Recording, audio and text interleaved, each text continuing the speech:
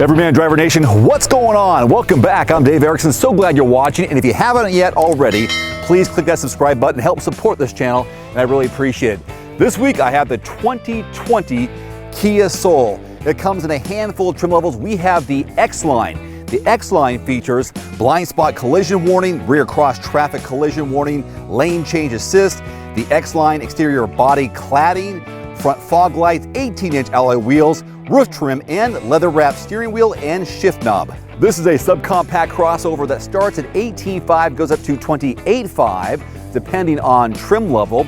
Not a bad little vehicle for a growing family of 5. Decent cargo, great technology, zippy around town. So much to talk about. Let's get started.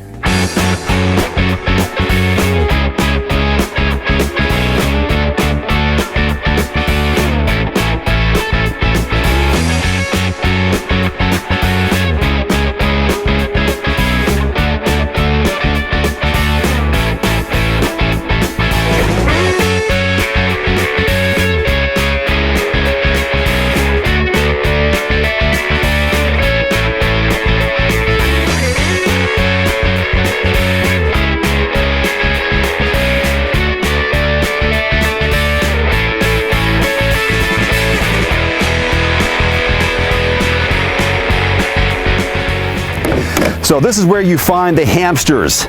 Maybe that joke's out of date, not quite sure.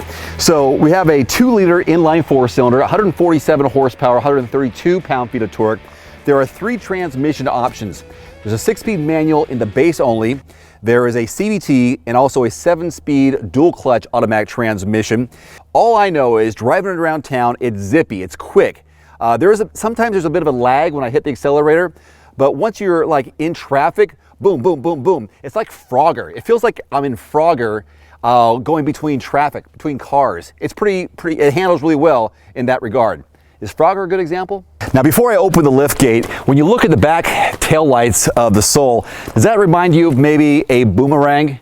That's what I think of when I see it from a distance. Kind of cool how it goes on both sides, little throw and come back. Okay, so there is no way to open this thing electronically or with a key fob, even though there's a button on here that has the lift gate. All you do basically is it's unlocking it. I thought it would bring it up, but maybe it's just not my trim level. So physically, just press the button down here. You also see the backup camera right there. So you're looking at 24 cubic feet of volume behind the back row. And that's deceiving because I think it looks actually smaller, but it drops down. So you got a little bit of room down here to create, I guess, a little more space. But I don't know, it looks smaller than 24, but that's what Kia says. But when you fold these down, you increase it to 62. That sounds like a pretty big number. And depending on what kind of stuff you have to put back there, you can make good use of it. But these chairs, when they fold them down, don't fold flat. You don't have a flat floor, which is kind of a downside. So you gotta work with that a little bit. Just below the floorboard, you do have a spare tire. So you got that going for you, which is nice, but you gotta do that manually. So yeah, a little bit of both. Here's a look at your real world backseat legroom and headroom. I am 5'11", so put yourself in my shoes to get an idea of what it might look like if you were back here. This is my position as a driver up front. So this is me sitting behind myself in a subcompact. So what do you think? Is that a lot of room? I'm surprised because this seat hasn't moved. It doesn't move because when you turn it off, like in some cases, chairs do move back when you turn them off. If they have that electronic response, this one doesn't. And I've got a decent amount of room there between my knees and the back of the seat. I like that for a subcompact. Impressive to me. Headroom also, never been an issue in the Soul. It's kind of cubey on the inside, you know, square-like, but I don't know, even though the roof slopes back a little bit on the exterior, this looks good. And I'm telling you, man, that's a lot of room, I think, for a subcompact for headroom in the back seat for a guy my size. All right, check it out. We've got a key, no push button start with ours today. I love the fact that this 10.3-inch screen has Apple CarPlay and Android Auto capabilities. So I have that here with my phone. Been listening to some podcasts recently. Big fan of the Dan Patrick Show and the Danettes. Yes. Need to get a Traeger is what I need to get. As I mentioned under the hood, I don't think I made this clear enough, or maybe the reference is out of date, but the video game Frogger, where you're the frog and you're going across traffic and you're kind of jumping between cars as they're going across the street. Well, when I'm driving, this has a really great response, immediate response in steering to take a left turn, take a right turn, take a quick turn, and the acceleration though, there is definitely a delay. Once you are going, you know, once you're at a good speed and you're revving pretty well, I feel like it does respond well. A little touchy sometimes with the brake on this one, but when you steer and you're going, I feel like I'm one with the road. I don't really want to say sporty, but there's a sporty element to this, but it's also lightweight. So I don't know. Interesting steering wheel mounted controls. Volume control on the left-hand side. It's a center button that toggles up and down, which is, I found this not a mistake, but I pressed it in. That mutes it versus going over here and then turning the knobs to press the button in. Sometimes you can do that with some infotainment screens or infotainment systems. You press the button in, and then it mutes, but you can mute from right here. Everything else, you know, pretty basic, standard, run-of-the-mill with cruise control, Bluetooth, going through, cycling through to see where things are in terms of fuel economy, how far you've driven, averages, and so on. Decent, clear instrument cluster. The gauges here where your speed and fuel economy is on the right, or fuel gauge on the right, tach on the left, and the additional information here in the center. Other than that, this looks very similar. Climate controls look a little bit different for 2020, but it's pretty easy to figure out what you're doing. You've got a couple drive modes, sport and normal. I can pop over the shift knob over and work on the 7-speed dual clutch automatic transmission. So that's the intelligent variable transmission. So if I want to have some fun with it, I can shift through my gears from 1 to 7, put it back in drive.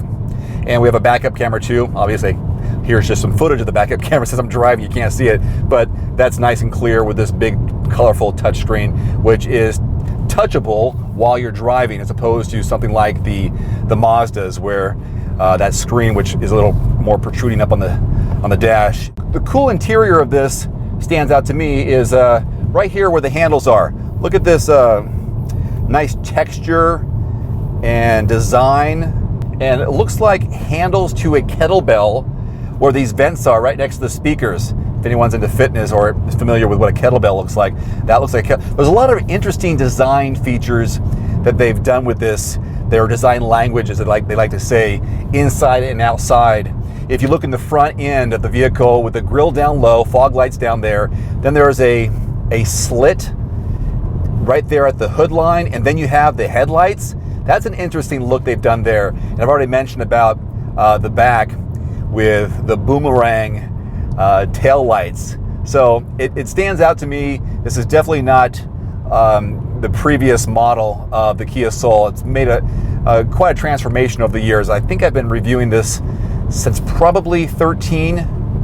So yeah, quite a few years of driving and reviewing the Kia Soul. This one's cool, but I'm right here. I'm in the middle of the trim line, so I don't get a moon roof or sunroof here. You got some options as you move along. With this one, at least, the seat's a manual movement of the seat, not electronic seat adjustment. So I've got to pump it up like the old Reebok pump. For those who remember Reebok pumps, the basketball shoe, D Brown, I think it was, and then sliding back and forth. So there's no buttons here for extra like lumbar support to move the seat. Kind of a bummer, but whatever. It's that's why this car is $21,500. So on the low end of their spectrum between $18,500 and $28,500.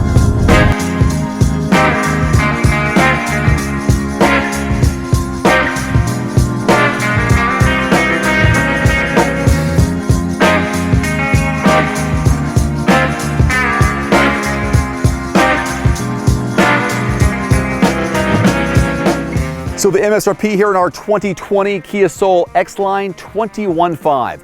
I am really curious to hear your thoughts on this vehicle. Please leave your comments in the section below this video. Until next time, I'm Dave Erickson. Thank you so much for watching, and please click that subscribe button and support this channel. I really appreciate it. Until next time, adios. One more thing before you go, I've added links to some of the best-selling automotive accessories on Amazon right now, along with links to some of my product reviews. You'll find it in the description below this video. So you're in the market for a subcompact crossover from Toyota, and you thought, how about a coupe High Rider. That's what CHR stands for, Coupe High Rider. I know it looks like it could be a coupe, but actually it's a sedan or a compact sedan. But because of the sloping lines, it kind of is hidden. It looks like a coupe, but we actually have 4 doors. I'll talk about the doors and give you some demos coming up, talk about what's new this year, and a whole bunch more. So let's get started.